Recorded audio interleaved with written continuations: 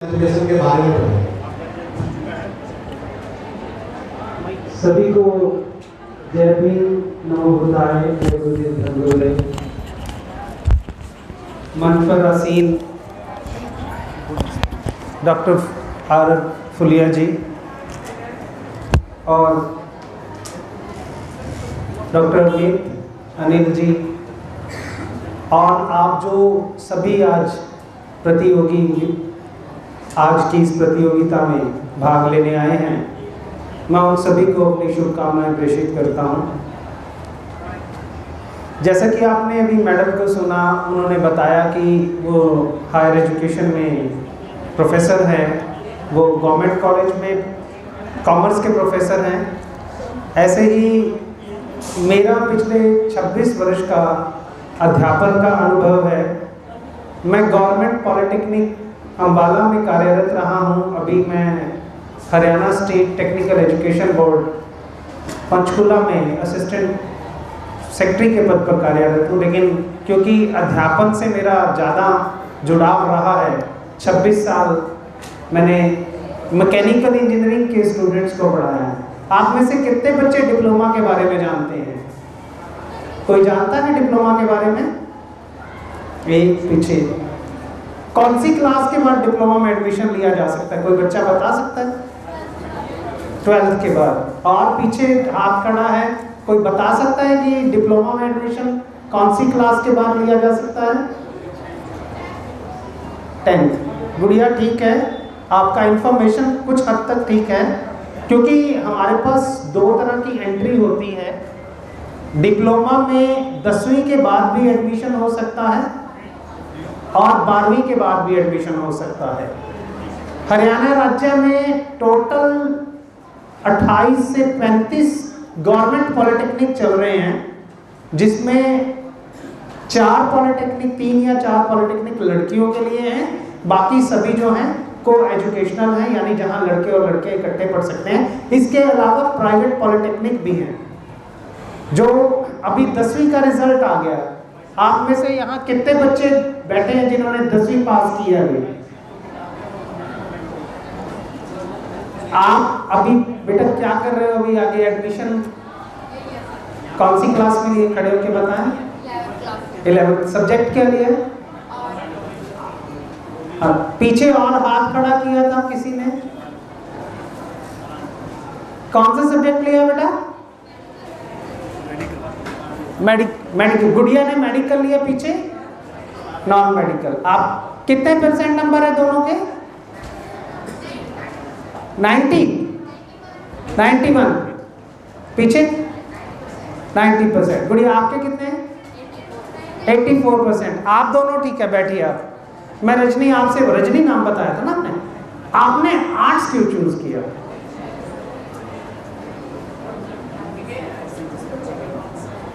कोई कारण होता है ना। देखिए, हम बच्चे जो हैं क्यों चूज करते हैं कोई भी सब्जेक्ट? या तो उनका संगी साथी, पहला इफेक्ट जो होता है ना, हमारे दोस्तों का बहुत होता है। हमारे दोस्तों का हमारे जीवन में बहुत बड़ा योगदान होता है। कैसे योगदान होता है कि वो हमें अच्छा और बुरा दोनों चीजें सिखा सकते हैं, है ना? यही। गुड़िया आपका नाम क्या है? जसप्रीत। जैस्मिन। आपने 12th किया है? कौन सी क्लास में? 10th में हो? अभी पास कर लिया? अभी हो। आपको रजनी किसने बताया कि आर्ट्स लेना चाहिए? मैं ये देखिए, सब्जेक्ट कोई भी अच्छा या बुरा नहीं होता।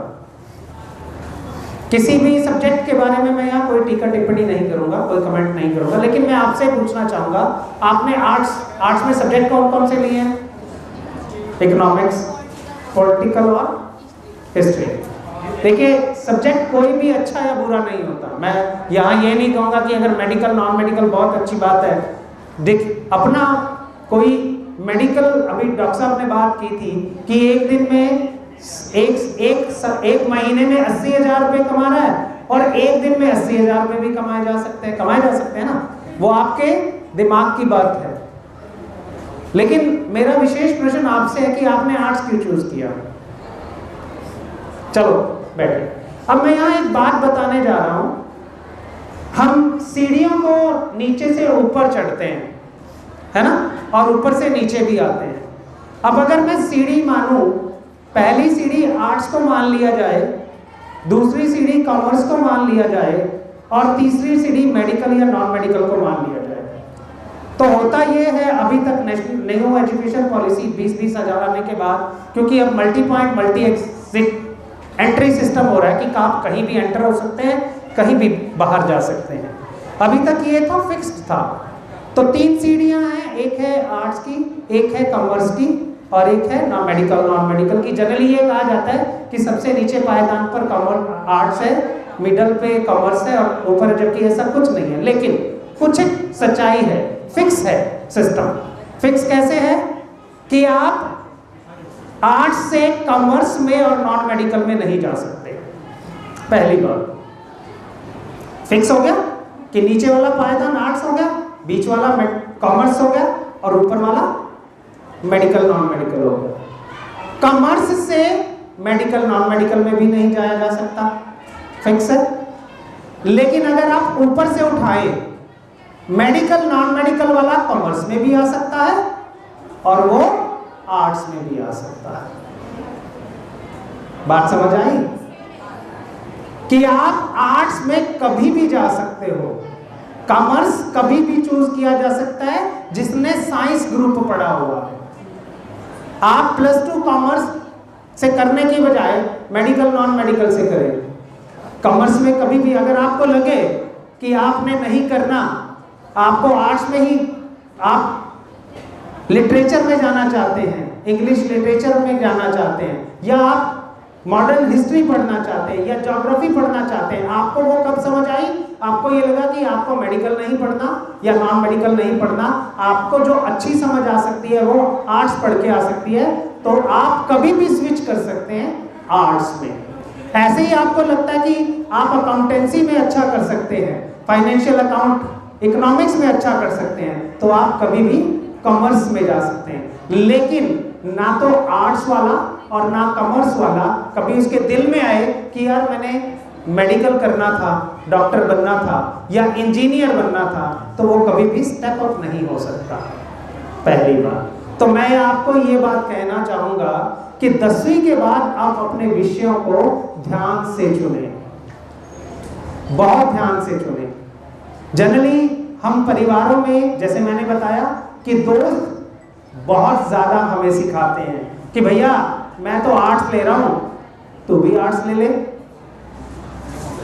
होती है ना ये बातें कि यार क्या करेगा, नॉन मेडिकल में तो ट्यूशन के भी पैसे लगेंगे और पढ़ना भी ज्यादा पड़ेगा, और फिर दूसरी बात है मेडिकल में तो यार 630 नंबर चाहिए नीट में एडमिशन लेने के लिए।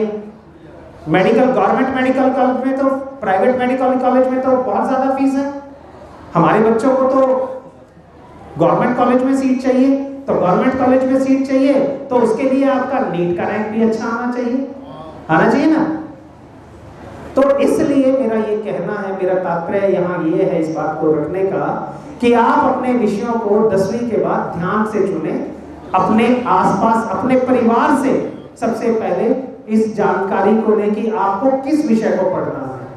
और ये जरूरी नहीं है कि 90% वाला जो है वो मेडिकल या नॉन मेडिकल पढ़ेगा, 50% वाला भी पढ़ सकता है। मैंने डॉक्टर साहब के बारे में, डॉक्टर साहब के घर बैठा था मैं, उन्होंने बताया कि उन्होंने बीएससी किया हुआ था और बीएससी करने के बाद उनका सिलेक्शन, जहाँ पे वो जिस संस्था में वो काम कर रहे थे, तो उन्होंने इकोनॉमिक सर्विस का टेस्ट दिया। ऐसे ही इकोनॉमिक सर्विसेज में उनका सिलेक्शन हो गया। ये मैं डॉक्टर साहब की बात बता रहा हूँ जो इन्होंने मुझे बताया। तो जब इनको ये पता लगा कि बिना किसी कोचिंग के, बिना किसी स्थायी कोचिंग के इन्होंने इकोनॉमिक सर्विसेज का टेस्ट पास कर लिया, तो इन्हें लगा कि यार अगर मैं ये टेस्ट पार कर सकता हूँ तो मैं यूपीएससी भी पास कर सकता हूँ। तो इन्होंने यूपीएससी का एग्जाम पास किया और आज हमारे सामने एक समक्ष उदाहरण के रूप में प्रस्तुत है कि वो आज की डेट में आईएएस चीफ सेक्रेटरी रिटायर्ड है। मोटिवेशन की हमें कहीं जाने की जरूरत नहीं, हमारे बीच में मोटिवेशन मौजूद होते हैं। तो मेरा कहने का तात्पर्य यही है कि आप अपने विषयों को ध्यान से चुनें। दूसरी बात, जो डिप्लोमा के लिए मैंने कहा है कि कोई भी लड़कियों के लिए डिप्लोमा के अंदर फीस नहीं लगती।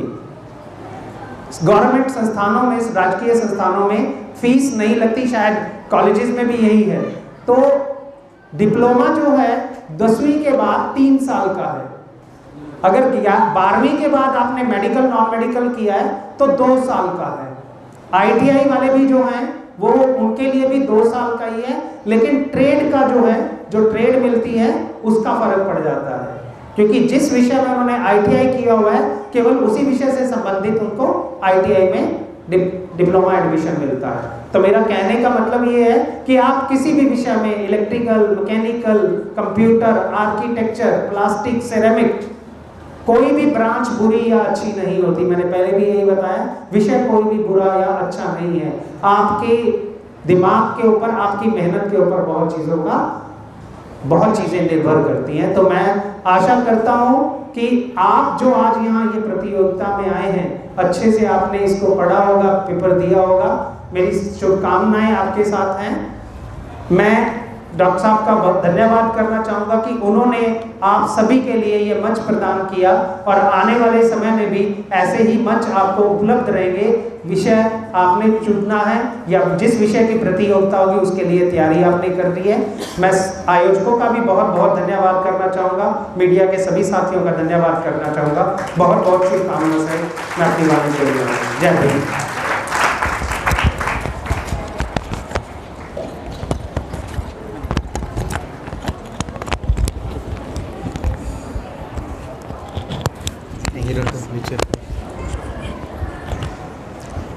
Thank you very much sir.